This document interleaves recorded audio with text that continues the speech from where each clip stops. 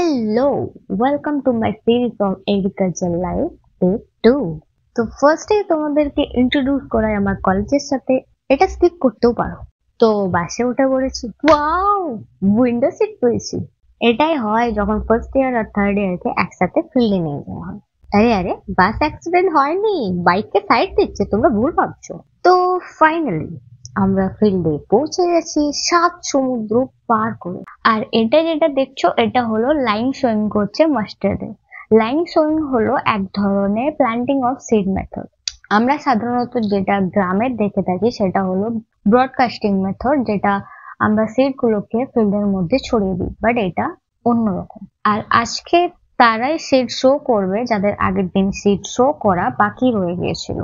আর এরা যেটা করছে সেটাও লাইন সোয়িং অফ মাস্টার, কিন্তু এরা করছে ইন্টারক্রপিং, কারণ অলরেডি এদের ফিল্ডে গ্রিন গ্রাম লাগানো রয়েছে।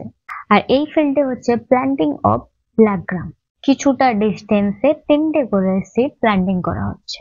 আজ আমাদের সেরকম কোনো কাজ ছিল না, কারণ আগের দিন আমরা সোয়িং কমপ্লিট করে গিয়েছিলাম। তবে বাকি কাজগুলো সেগুলো আমি তোমাদের ভিডিওর মাধ্যমে আপডেট দিতে থাকবো।